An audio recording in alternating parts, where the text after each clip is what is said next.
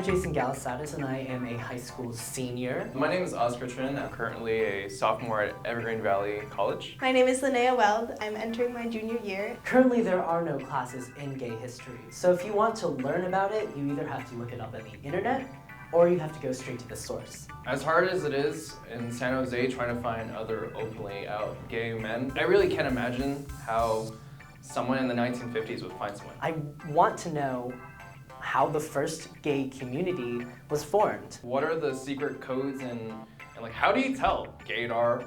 I hope to gain the real insight into the emotions behind being gay. And then if you do meet someone, like what do? There's probably all these secret things where like there's a hanky code and strange gestures and I guess rules about eye contact. Like what's up with courtship, you know? Like what's the difference between courtship and cruising? I want to see how lives for gay people and experiences with their community has changed and how that's affected them and their way of life. And I'm doing this project to find out something new about gay people from a different era.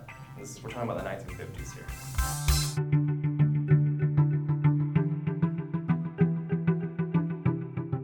My name is Ron Rebholz. Phyllis Lyon. I'm Hadley Hall, and recognized probably by the time I was conscious of anything sexual that I was different. I knew I was gay, and I had no opportunity to express that fact. If there was no mention of gay people in society, how did you know about lesbians, and let alone that you were one? Well, because of Dell.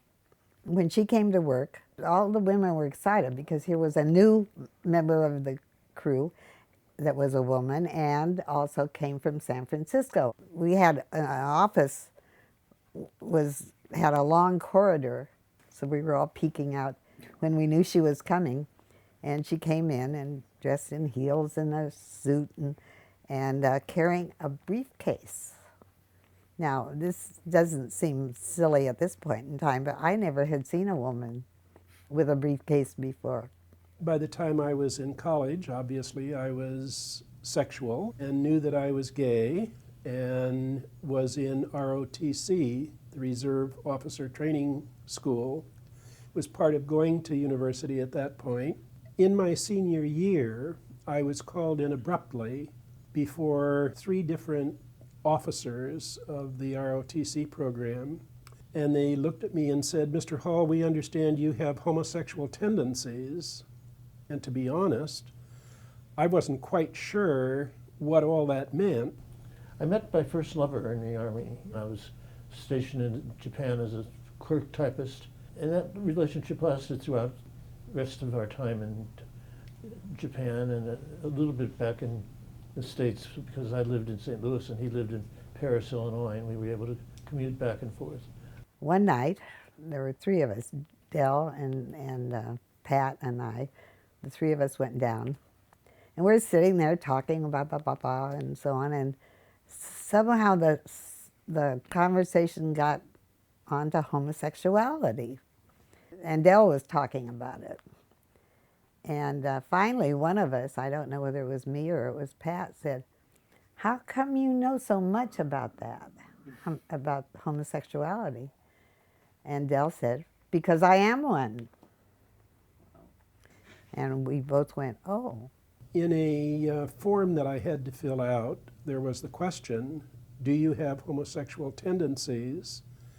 And I knew that I was probably a homosexual, but I didn't really understand the meaning of the question, why it was there or anything, but I wasn't going to be dishonest about it. And I simply marked the question yes. And they said, "Are you a homosexual?" And I said, "Yes." And they said, "Well, you can't be in the ROTC program," but was essentially primarily dismissed from ROTC. I was just so excited about this. She was a lesbian, so I'd call her and say, "You know, Jess is a lesbian?" And for the most part, they said, "Oh, okay, good," or something, and nothing else. Did you come out to like other people on campus, or did specifically ROTC? Just ROTC, and that was because I was outed. I didn't tell anybody. I wanted to go to Oxford. He wanted us to make a living together in the Middle West. But I was stubborn, So I gave up love for learning, I guess.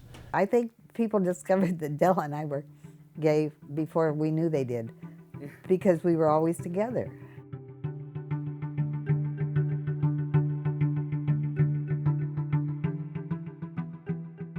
Can you describe what it was like living through the McCarthy era and basically the beginning era of the Cold War?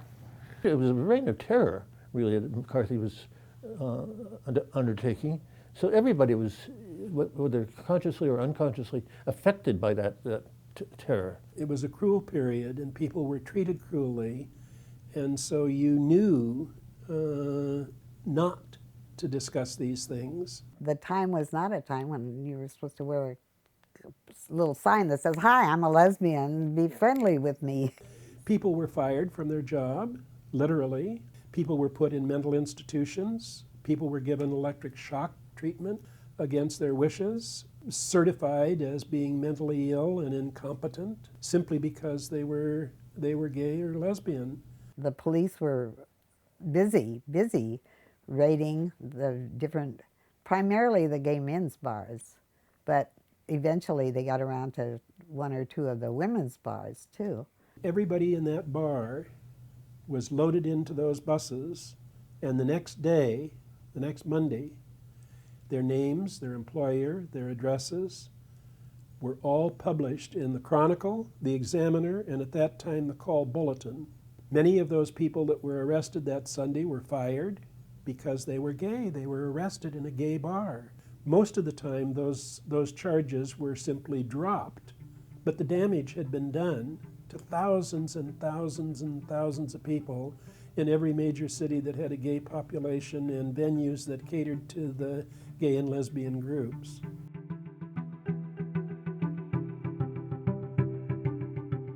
What were ways that you would build your social group and have that sense of community? Well, I don't think I ever felt a sense of a gay community. Your generation is so much luckier, and you can identify a gay community. There were no real other venues for a gay community. It was out of the question. We were still hunting for friendly lesbians, but we never could find any really. Eventually, a couple of gay men that lived around the corner from us found us, and we started going out with them occasionally. One night, the four of us went to an after-hours party after the bars closed. There was a lesbian there. Yeah. And so we got to talking to her and we had quite a conversation. I remember it was a Saturday and the phone rang. And it was the woman we had met at the after hours. And she said, would we be interested in joining her and five other women in starting a lesbian club? We decided on the name Daughters of Bilitis because, as this one woman put it, all lesbians will know about Bilitis, but nobody else will. And I thought at the time, well, I don't know about Bilitis. DLB was started in about 1955, which was a time when nobody was telling anybody that they were lesbian if they could help it. We had trouble getting more members because there was no way you could get members. Put an ad in the paper?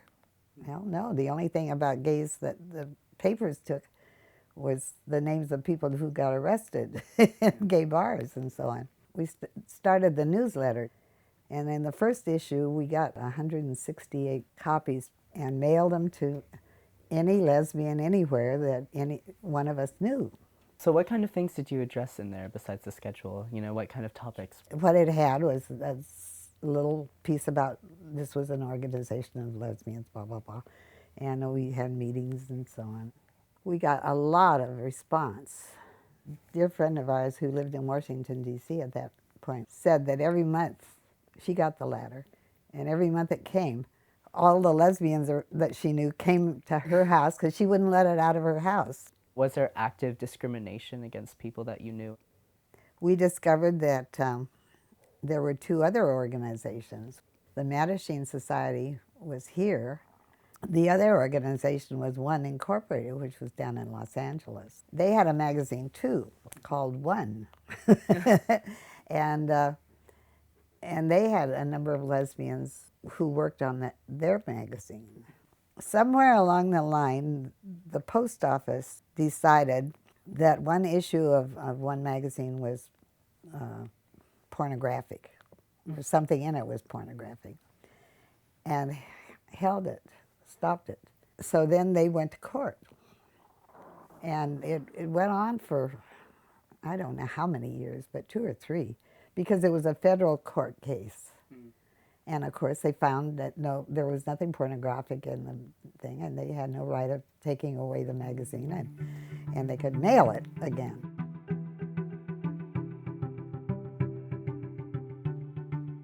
As youth, I felt like I've had a lot of peers who, even though there is a gay community, they don't feel that sense of a community, and so that makes them feel lonelier. Looking hindsight on your life, what are some messages or some reflections that you can give to my generation? You've got to create an environment in which they feel completely at ease. That's very important. Core values are acceptance, not tolerance, but acceptance of each other.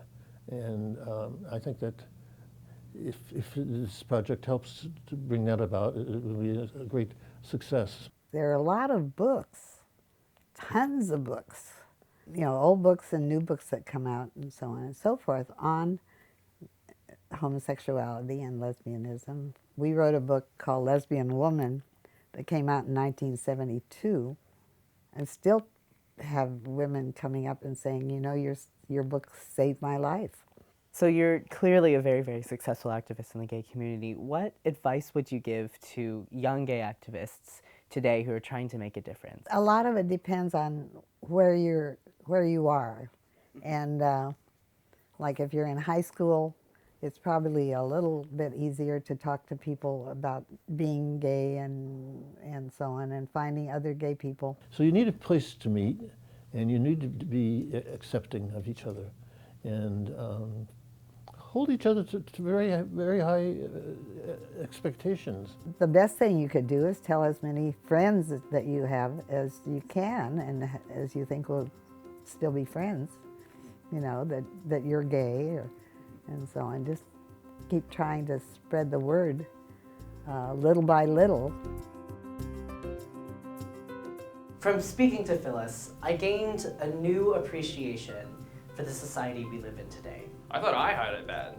I mean, sure, I only have like enough gay friends to count on my hand, but Ron didn't have anyone. After talking to Hadley, I've learned being kicked out of the ROTC affected his life in negative ways, but also opened new doors that he wasn't forced to stay in the closet. It was incredibly difficult to find other gay people. I mean, you had to move into the cities. You really had to put yourself out there. I find it interesting that Hadley met his partner 50 years ago, and that today most heterosexual couples aren't even together for that long. You know what was really touching is when he said that he finds our generation inspiring.